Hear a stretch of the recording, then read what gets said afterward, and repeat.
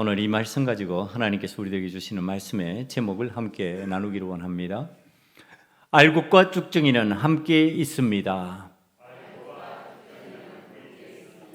다시 한 번 더 해볼까요? 알곡과 쭉정이는 함께 있습니다. 여러분, 알곡은 긍정적이죠. 쭉정이는 부정적으로 우리가 사용하는 단어입니다. 네, 긍정과 부정이 함께 있다. 그런 뜻이기도 합니다. 여러분, 알곡과 쭉정이가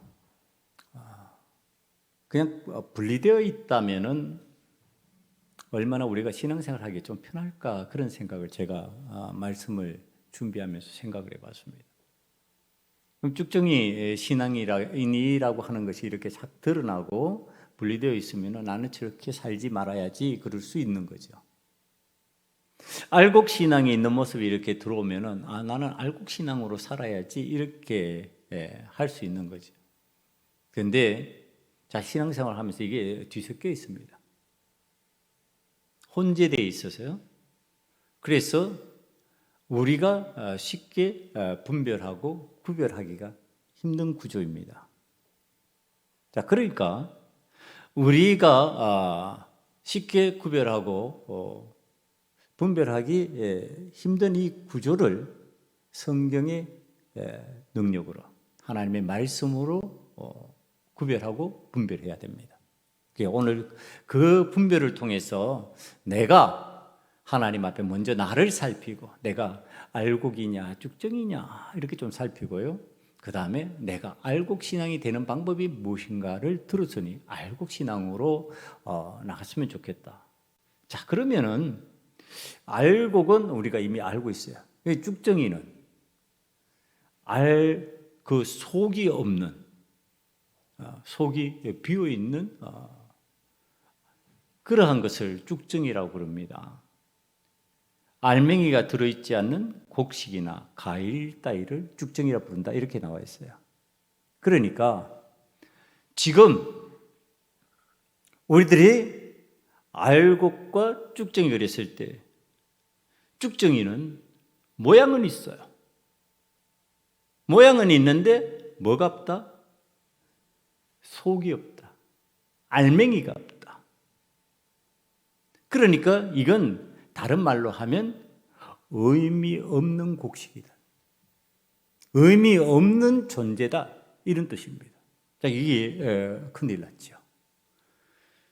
신앙생활을 하는 사람들을 알곡과 쭉정이로 나누어 볼 수 있는데, 쭉정이가 되었다면 이게 의미 없는 신앙인이라는 뜻입니다. 가치 없는 신앙인이라는 뜻입니다. 오늘 성경이 이 쭉정이를 불에 태워서 사라지게 만든다, 심판받아서 멸망당한다는 뜻입니다. 그러니까 겉모양은 같은 신앙인이고 믿음 생활하는 것 같은데 그 속에 알곡이 있어서 천국 곳간에 드리는 것이 있고요, 쭉정이로서 불태워져서 버림받는 것이 있습니다. 이 버림받는 쭉정이 알곡 쉽게 구별할 수 있을까? 구별할 수 없지요. 그런데 이제 세례 요한이 등장하면서 오늘 이 본문이 우리에게 가르쳐 주는 겁니다. 세례 요한이 쭉정이와 알곡이 있다, 이렇게 얘기를 하는 겁니다. 그뿐만 아니라 쭉정이에 대해서 아주 구체적으로 이것이 쭉정이다 그러고서 설명을 해주는 부분이 오늘 본문에 등장을 합니다. 여러분, 먼저 세례 요한이 보통 사람들이 할 수 없는 이런 구분과 분별을 한 능력이 어디서 나왔을까? 그 신앙적 배경이 거기 있습니다. 여러분, 그냥 이런 능력을 소유하는 것은 일반적으로, 대중적으로 이런 능력을 발휘하면서 선포하는 것은 그저 되는 것이 아니다. 그걸 가르쳐주는 그의 배경입니다. 세례 요한은 제사장 집안의 사람입니다. 그럼 제사장 집안의 사람이면은 그는 어떤 사람이어야 된다? 제사장이 될 수 있는 사람이다. 이런 뜻입니다. 그의 아버지는 사가랴라고 하는 사람이고요. 어머니는 엘리사벳이라고 하는 사람입니다.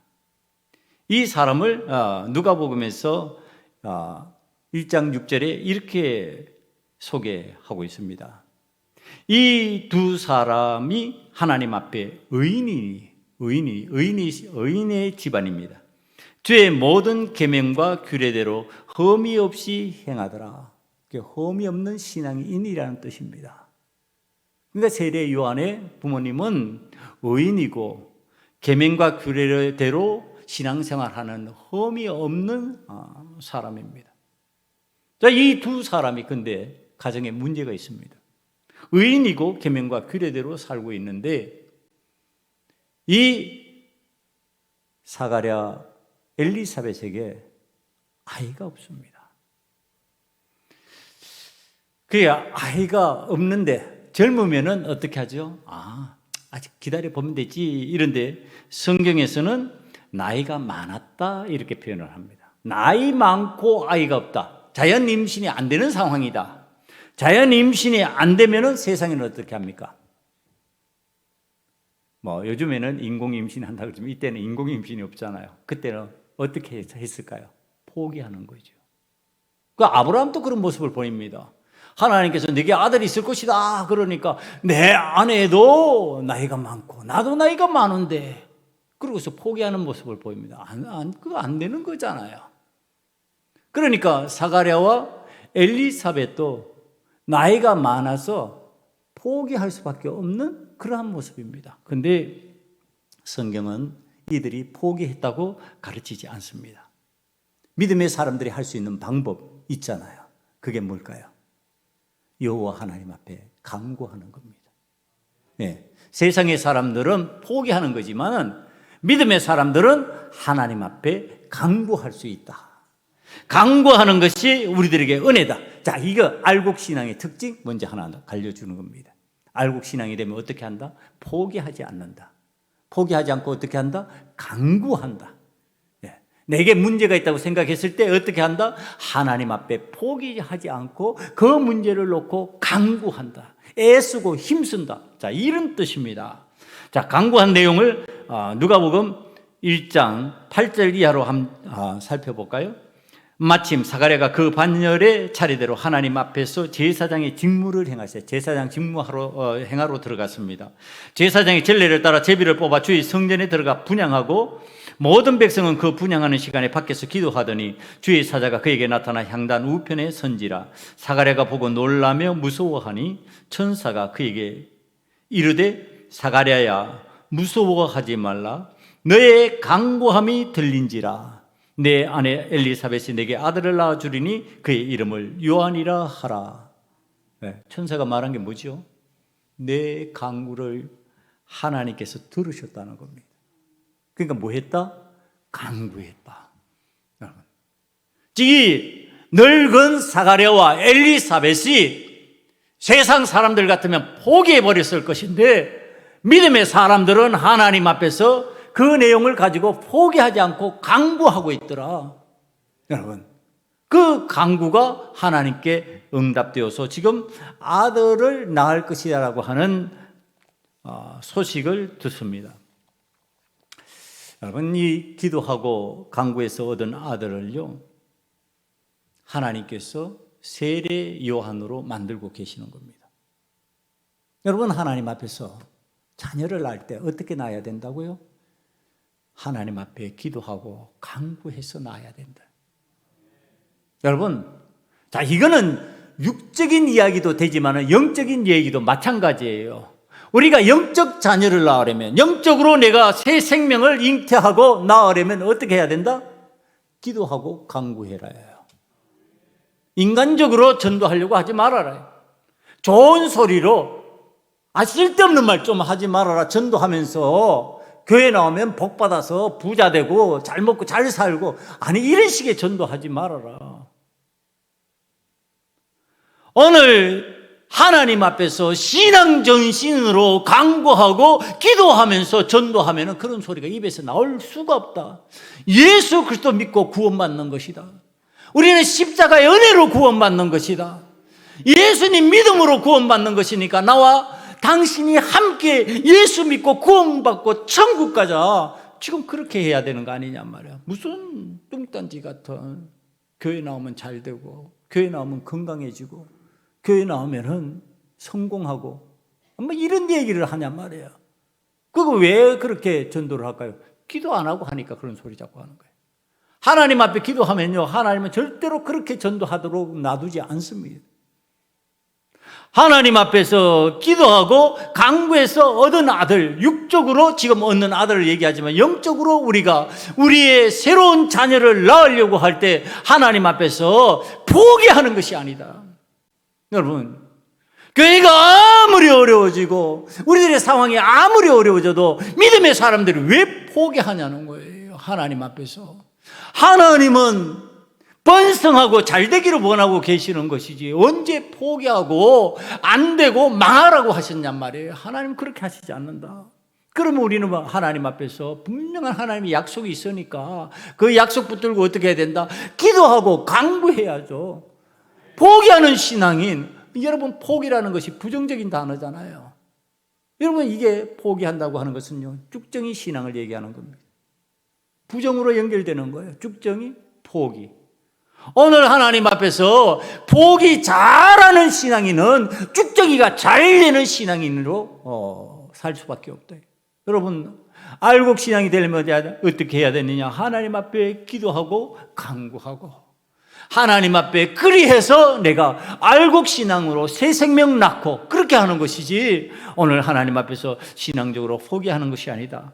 자, 이 세례 요한이 기도해서 간구해서 낳은 아들인데요, 그 기도에서 낳은 아들의 이 내용 속에 특징이 하나 있습니다.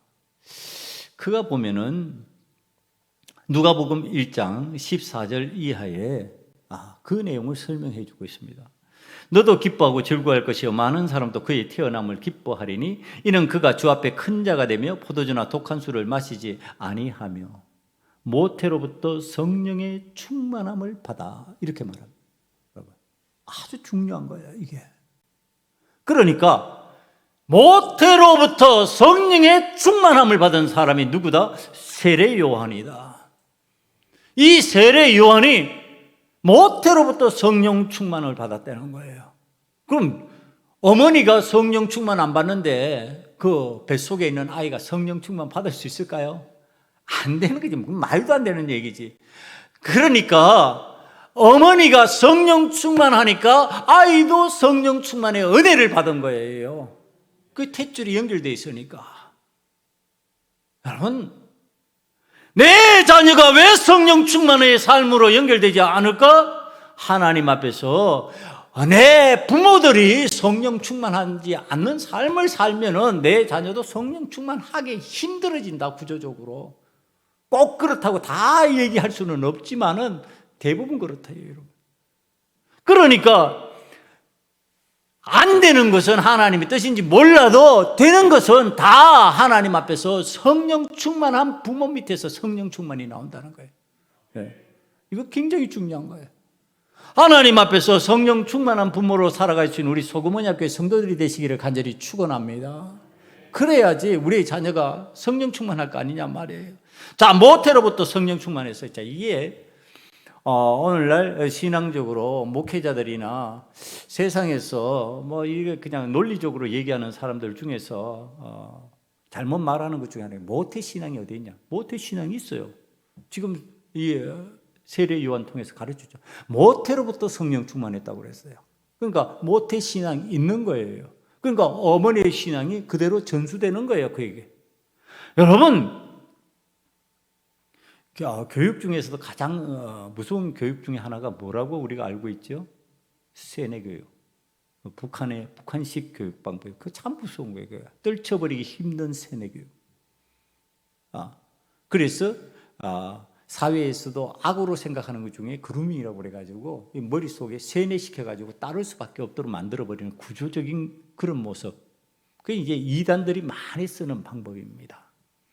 여러분, 이제 이 이단들이 그 악한 대로 그런 것을 쓰는 거지, 선한 쪽으로 그것을 오늘 하나님 앞에서 받아들였을 때, 자, 이게 참 중요한 것을 가르치는 거예요. 뱃속에서 성령 충만했다.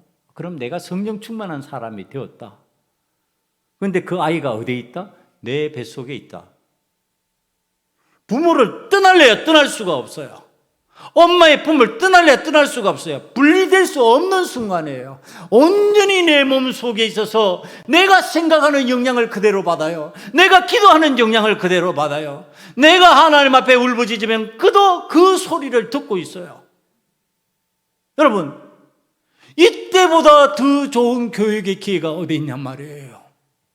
근데 세상에서는 뱃속에 아이 놓고 술 마시고 장구 치고 노래하고 내가 좋은 대로 내가 최고지 이래 되니까 그 아이가 망가지는 거예요. 내 속에서.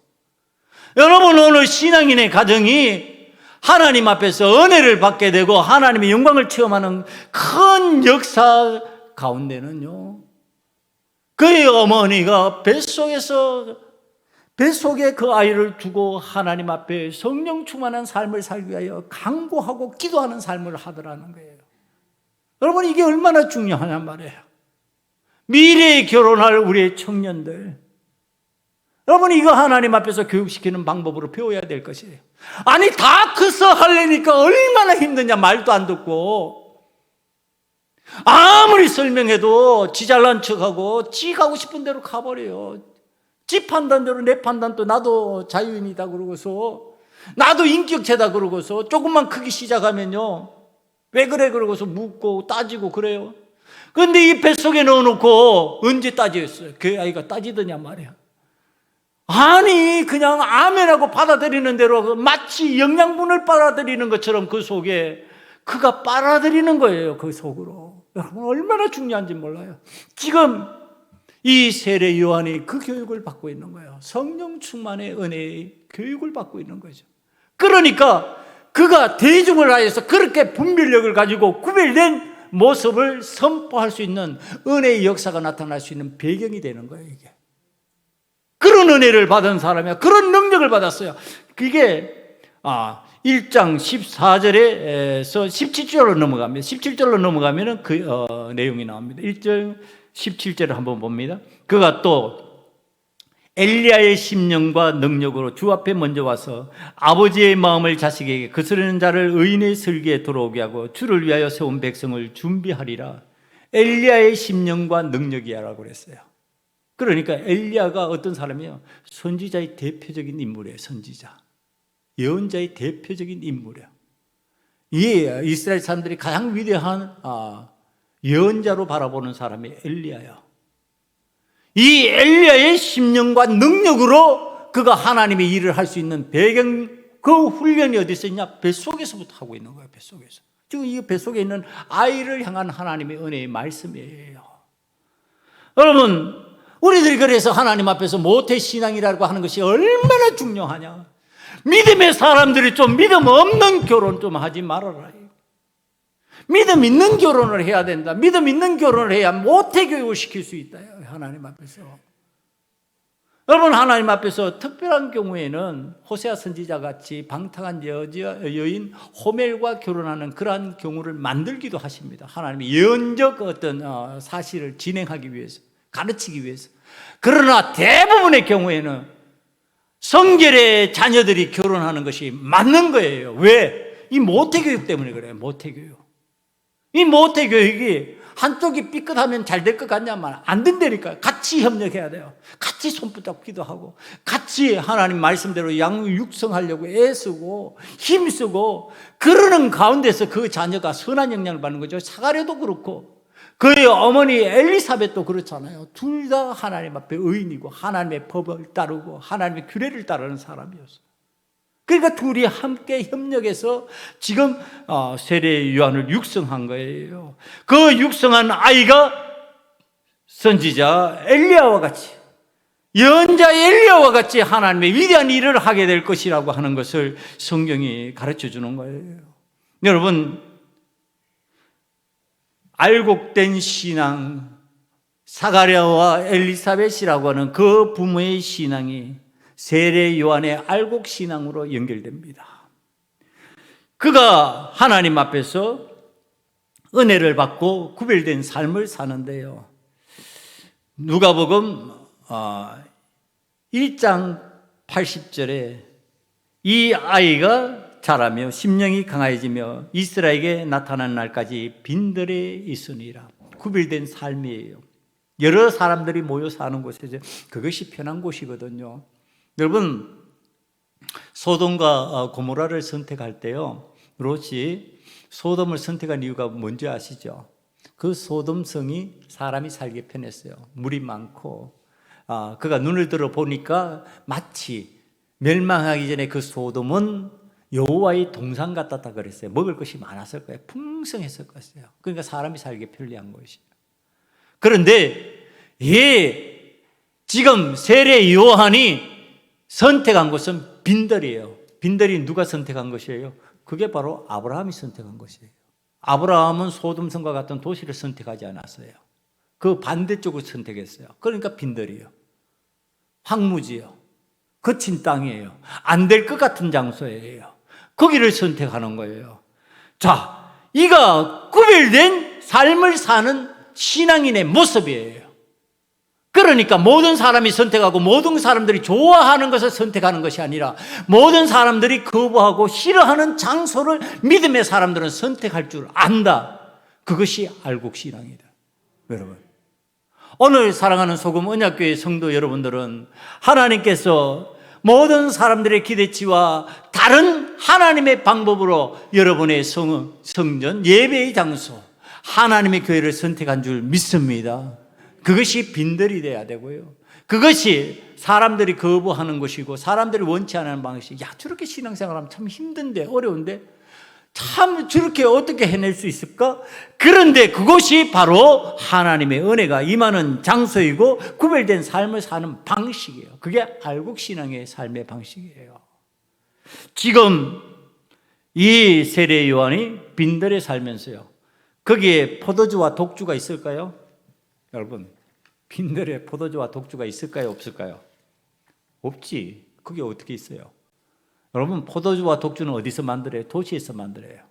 환락의 장소는 포도주와 독주가 필요하고요. 포도주와 독주가 있는 장소는요, 그것은 번화한 곳이에요. 빈들일 수가 없어요. 빈들에서 포도주와 독주를 만들지 않아요. 생산하지 않아요. 그러니까 이 세례 요한은 자연히 빈들에 살면서 독주와 포도주를 입에 대지 아니하고 살아가는 방식을 선택하는 거죠. 그러니까 일반인들이 취하라, 부어라, 마시자 그러는 것을 안 하는 거예요. 나는 그리 할 수 없다. 나는 빈들에서 나는 하나님의 뜻을 찾고 하나님의 은혜를 구하는 사람이 되겠다. 여러분, 빈들이라고 하는 것은 사람이 없는 장소잖아요. 그것은 비어있는 장소예요. 빈들이 그런 뜻이죠. 비어있는 장소예요. 거기가 광야와 같은 곳이에요. 그러니까 거기에 사람이 없으면 누구를 자꾸 바라보게 될까요? 하나님 바라보죠. 여러분, 자연 속에 들어가가지고요, 밤에 뭘 쳐다봐요? 별 쳐다본다니까요. 그런데 도시에서는 뭐 쳐다봐요? 도시의 불빛을 쳐다봐요. 그렇죠.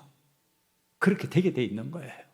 구조적으로 지금 이 세례 요한은 빈들에서 독주와 포도주를 마시지 않으면서 하나님께서 무엇라 말씀하시는지 하나님만을 바라보는 거예요. 하나님만을 쳐다보는 거예요. 그러니까 하나님의 음성이 들리는 거예요. 하나님의 말씀이 들리는 거죠. 아니, 도시의 불빛을 맨날 쳐다보고 앉았으면서 무슨 하나님의 말씀을, 도시의 소음을 듣는 거죠. 도시에서 인간들이 만들어내는 쿵짜작거리는 소리를 듣는 거지 무슨 하나님의 음성이 들리냔 말이에요. 여러분, 지금 빈들에 있다고 하는 이 뜻은 그런 의미입니다. 그 비어있는 장소, 사람이 머물지 않는 장소, 그래서 여호와 하나님만을 바라볼 수 밖에 없는 장소. 여러분, 이 빈들과 같은 의미로 쓰여지는 것이 광야입니다. 그 광야 생활을 했던 이스라엘 백성들이 있었어요. 이스라엘 백성들이 광야 40년 생활하면서요, 뭘 쳐다봐야 됐을까요?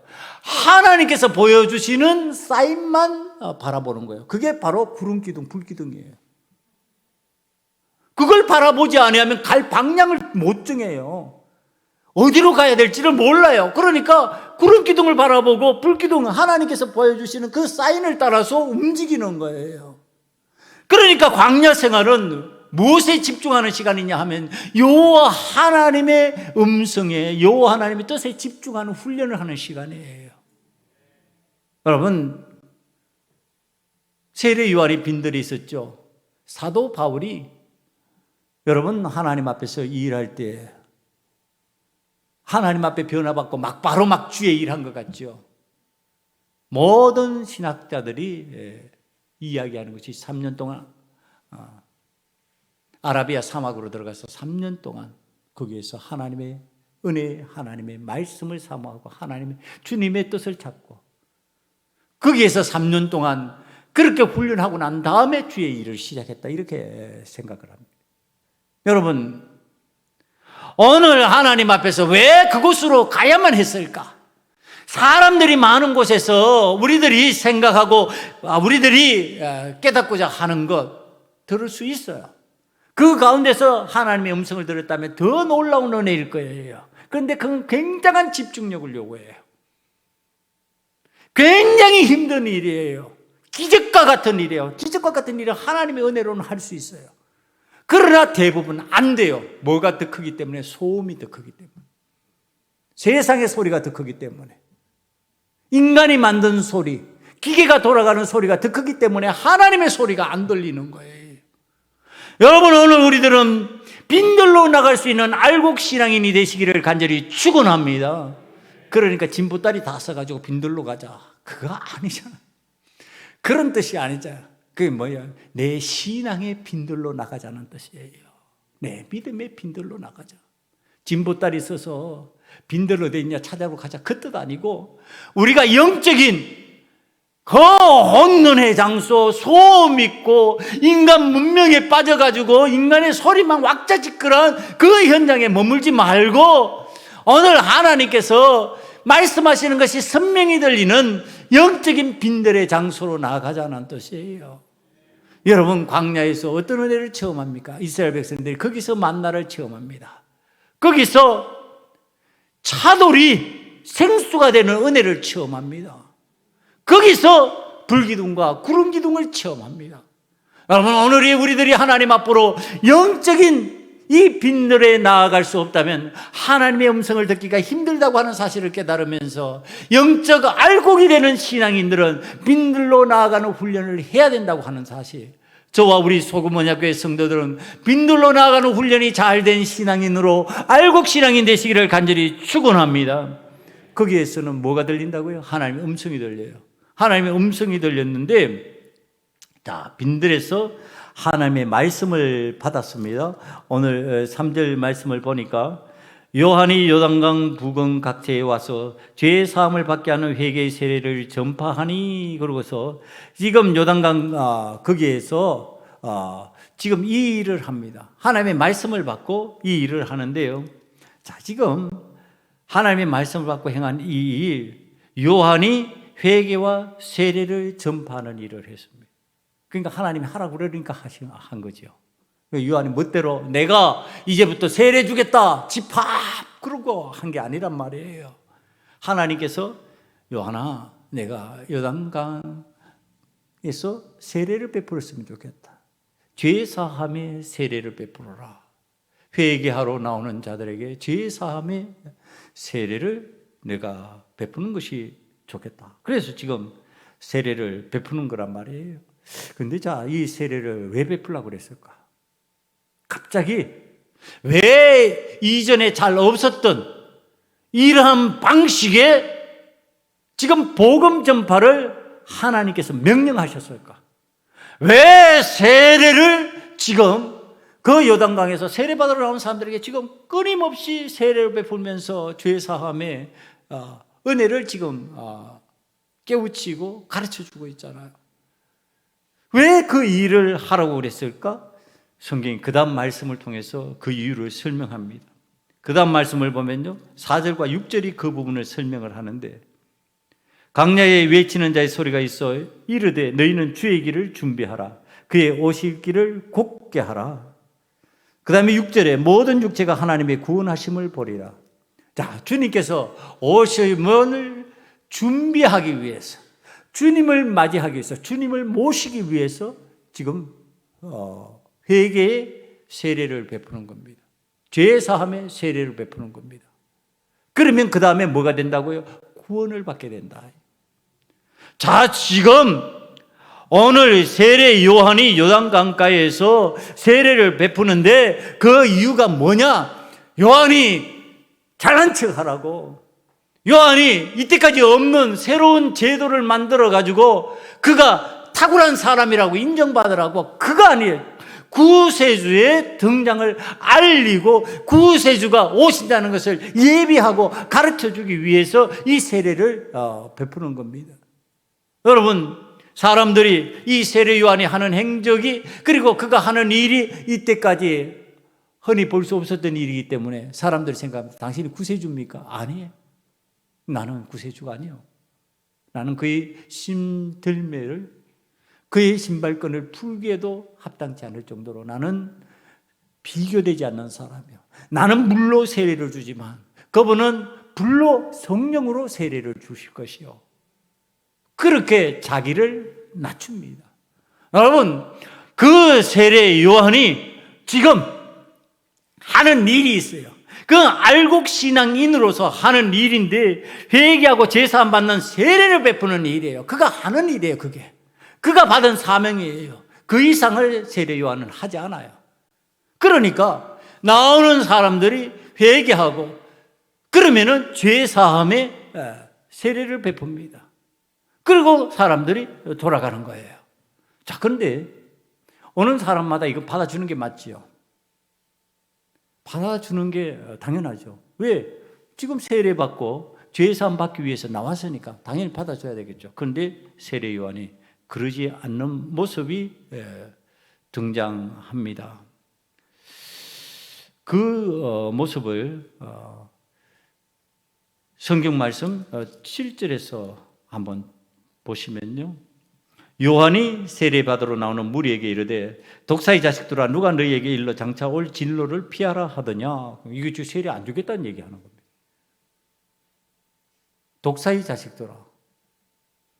아니, 지금 세례 받으러 나온 사람인데 독사의 자식이면은 그냥 세례 주고 그 독사에서 변해서 하나님의 영광을 위해서 쓰임받는 사람 되어라. 그리고 이렇게 하면 되잖아요. 근데 지금 세례 안 주고 독사의 자식들아 누가 너희들을 피하라 그러더냐. 임박한 치료를 누가 피하라 그러더냐.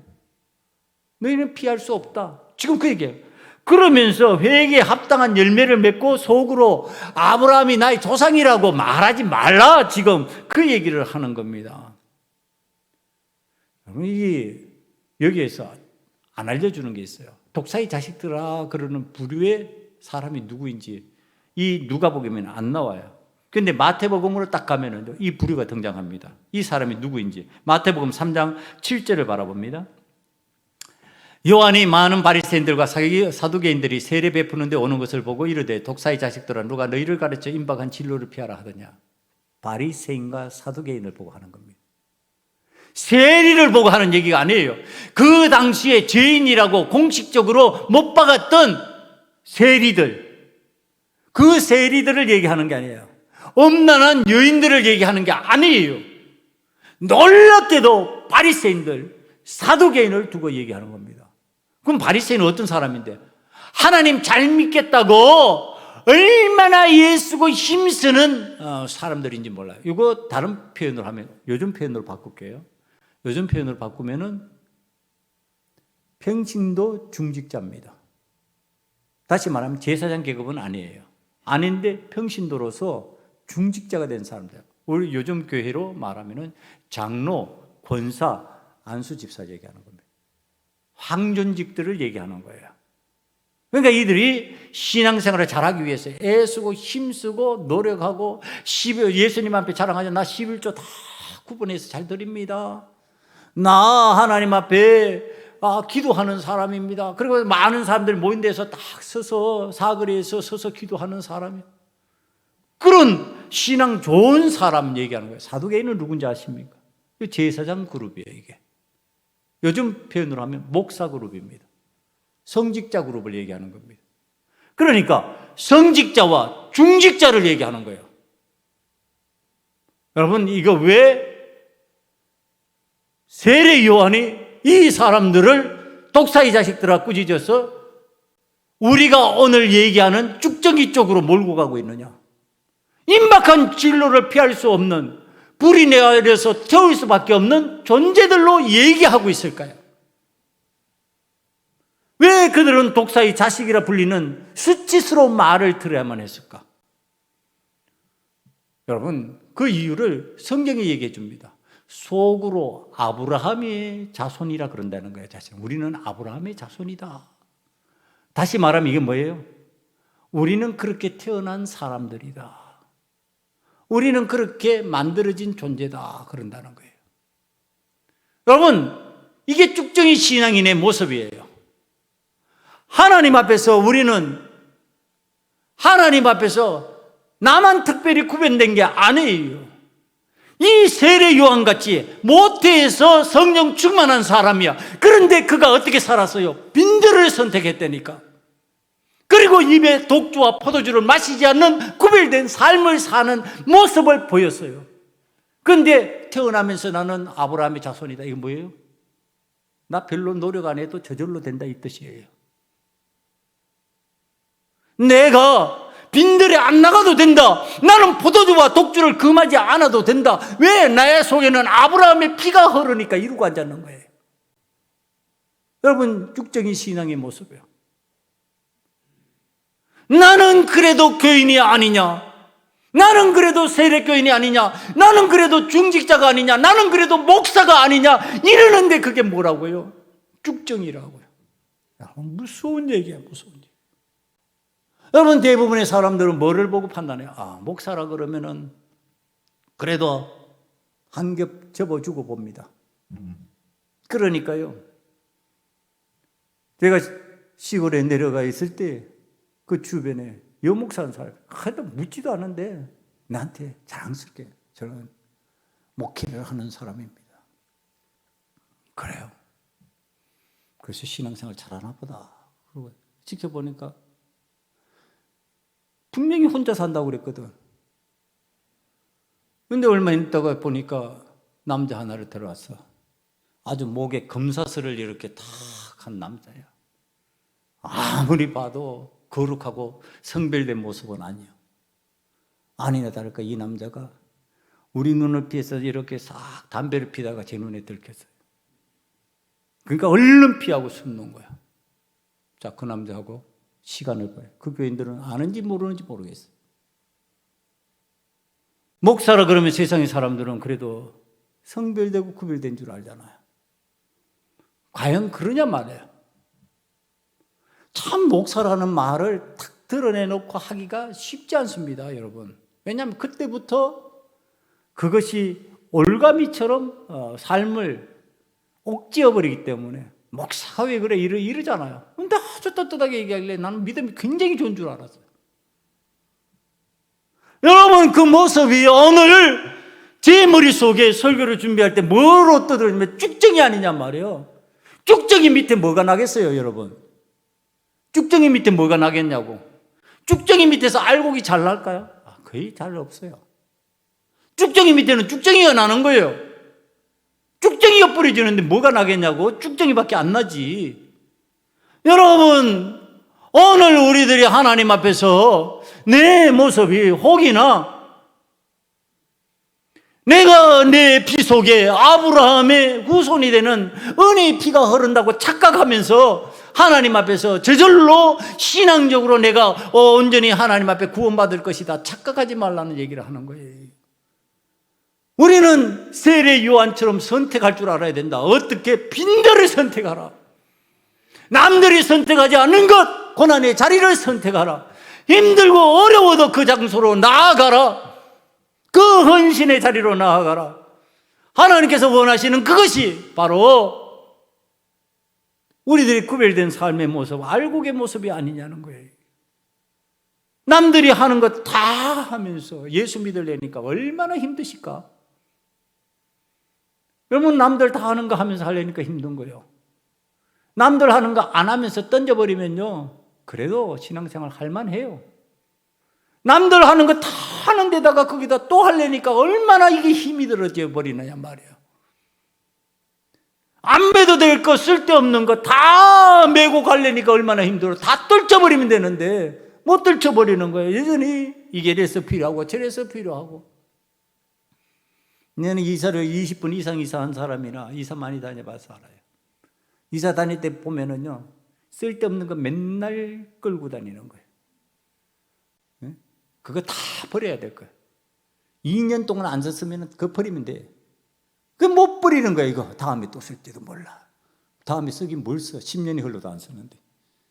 그러고서 우리들이 살아가니까 점점 짐은 많아지고 고난이 생기는 거죠. 여러분, 지금 이 세례 요한은 하나님 앞에서 분별하는 방법을 가르쳐주고 있습니다. 분별하는 방식을 가르쳐주고 있습니다. 우리가 속으로 아브라함의 자손이기 때문에 괜찮아 이러는 순간에 나는 뭐가 될 수 있다? 쭉정이가 될 수 있다.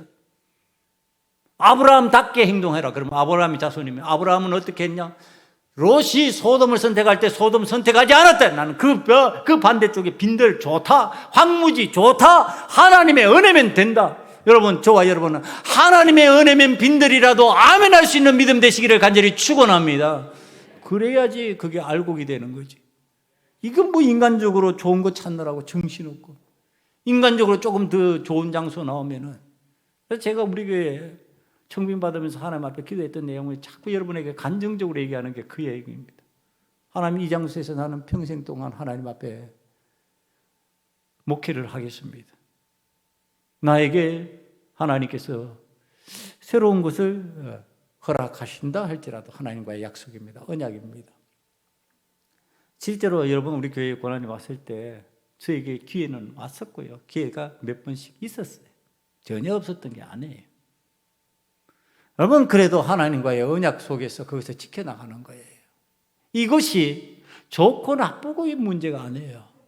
하나님과의 이 언약이 지켜지는 장소이냐 아니냐가 중요한 거예요. 여러분, 얼마나 교회를 쉽게 생각하는지. 저는 목회자들이요, 조금 더 좋은 장소 나오면 휘공기는 게 얼마나 싫었는지, 보기 나빴는지 몰라요. 그 선배 목사 중에서 위임을 받자마자 1년도 안 돼가지고 교회를 옮긴, 더 큰 교회에서 위임 목사니까 청빙을 한 거예요. 위임됐다. 그럼 위임을 받지 말지. 위임 안 받으면 맞는 거지. 그래서 내가 욕했다니까 나쁜 놈이라고. 저놈 나쁜 놈이네, 내가. 아니, 그렇잖아요. 위임 받아가지고 그것을 근거로 해서 더 좋은 교회 가려고, 더 큰 교회 가려고 위임 받았냔 말이에요. 신앙인들, 성도는 안 그러냔 말이에요. 성도는. 그러면 성도들은 신앙생활 하면서 그런 방식 아니냔 말이에요.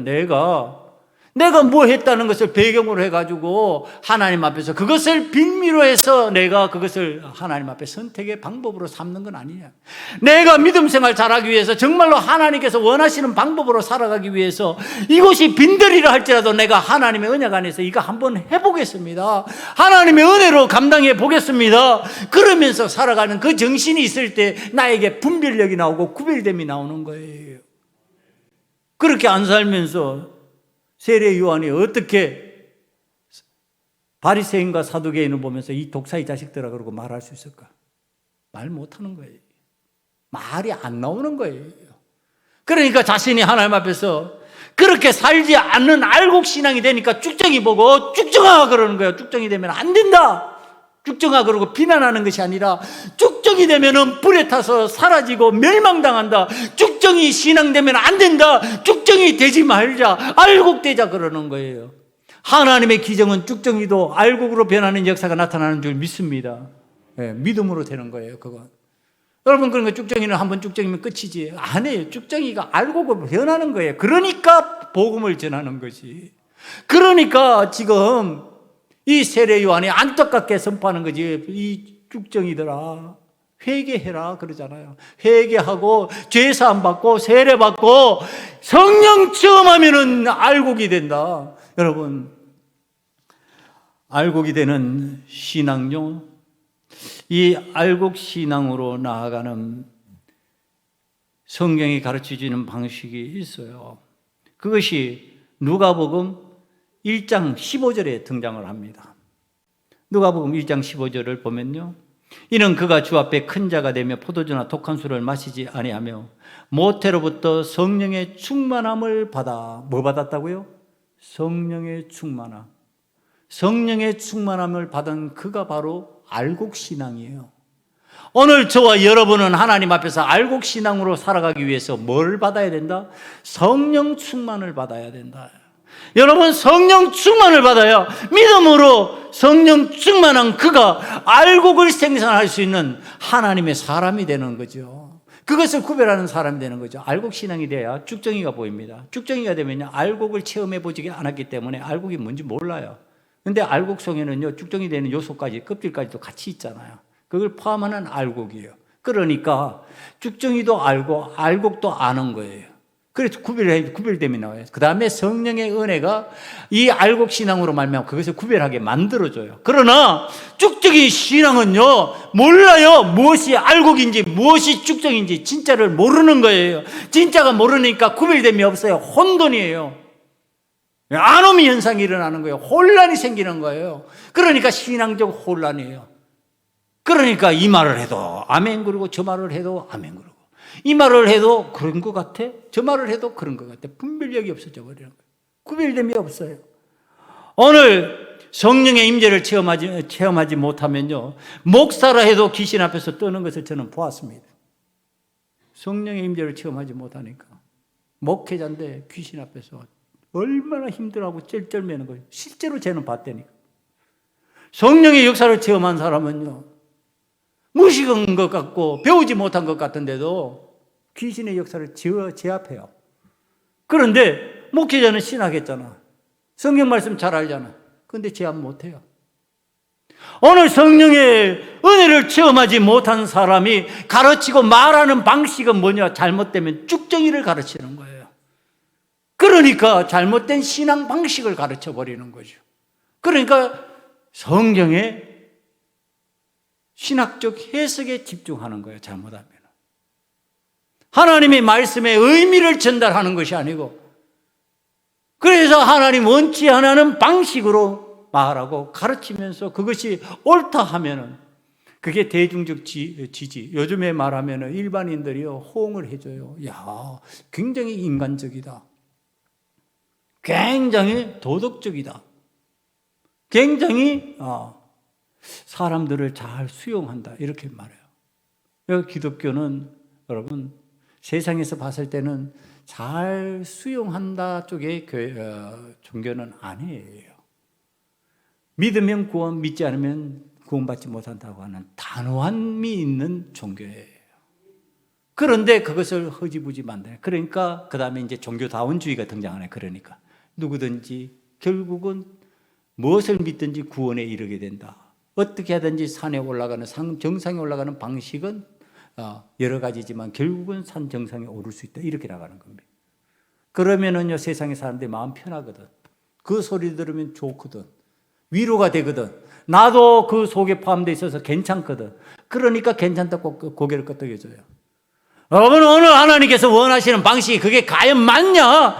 하나님께서 가르쳐 주신 방식이 맞냐? 하나님의 은혜가 임하는 방식이 맞냐? 어느 목사가 돼도 귀신 앞에서 벌벌 떠는 현상이 일어나고 죽음 앞에서 떠는 것을 저는 봤어요. 여러분, 중직자가 벌벌 떠는 거 봤고 목사가 자살하는 것도 봤어요. 여러분, 중직자들도 자살하는 거 뉴스를 통해서 들었지요. 여러분, 그거 왜 그래요? 쭉정이 신앙이 되면 그렇게 될 수밖에 없어요. 하나님 앞에서 빈돌로 나가는 훈련이 안 돼 있으니까 인간적으로 실패했다 생각하고, 인간적으로 낙심하고, 인간적으로 끈짝났다는 생각을 해버리는 거예요. 그러니까 포기하는 거죠. 포기는 뭐라고요? 죽정이라고 해요, 여러분. 죽는 것을 의미하는 거예요. 사랑하는 소금원의 성도 여러분, 우리가 성령 충만하여 성령의 인도하심을 받고요, 성령께서 가르치시는 말을 따라서 행하게 되면은 우리는 하나님 앞에서 간절히 기도하며 구하는 자로 바뀌는 거예요. 포기하지 않는 자로 바뀌는 거예요. 그래야 해서 하나님 앞에서 내가 어떻게 하면은 알곡을 생산하는 사람이 될까? 내가 어떻게 하면은 새 생명을 잉태하고 낳는 사람이 될까? 하나님 앞에서 이거 집중하게 되는 거죠. 그렇게 될 때 그가 믿음의 역사를 기대하고 소망하며 살아가는 거예요. 소망이 끊어지지 않는 신앙이 되는 거예요. 소망이 끊어지지 않는 신앙인 활력이 있다는 얘기를 하는 겁니다. 여러분, 오늘 우리들은 하나님 앞에서 연로함에도 불구하고 힘들어도 나이가 들어도 어떻게 될 수 있다? 소망이 끊어지지 않을 수 있다는 거예요. 뭘로? 믿음으로. 어떻게 하면? 성령 충만하면. 사랑하는 성도 여러분, 성령 충만하여 믿음으로 활력이 끊어지지 않는 하나님의 사람 되어서 새 생명을 잉태하고 생산하는 자가 되고 알곡 신앙인으로 알곡을 생산하는 자가 되기를 간절히 축원합니다. 이 시간에 기도하기를 원합니다. 성령 충만으로 알곡 신앙 되게 만들어 주시옵소서. 아버지 하나님 앞에 구하면 주신다고 약속하셨으니 성령 충만을 구합니다. 성령을 간구합니다. 간구하면 응답해 주신다고 하셨으니 하나님의 말씀을 붙들고 이 시간에 간구합니다. 다 같이 하나님 앞에 이 시간에 통성으로 기도드리겠습니다. 아버지 하나님, 너희가 악한 자라도 좋은 것을 자식에게 줄 줄 알거든 하물며 너희 하늘 아버지께서 구하는 자에게 성령을 주시지 않겠냐고 하신 말씀을 기억합니다. 아버지 하나님, 그 말씀을 따라 우리들이 간구합니다. 성령 충만을 허락하여 주시옵소서. 성령 충만으로 알곡 신앙 되게 만들어 주시옵시고 새 생명을 잉태하는 자, 새 생명을 낳는 자가 되게 만들어 주시옵소서.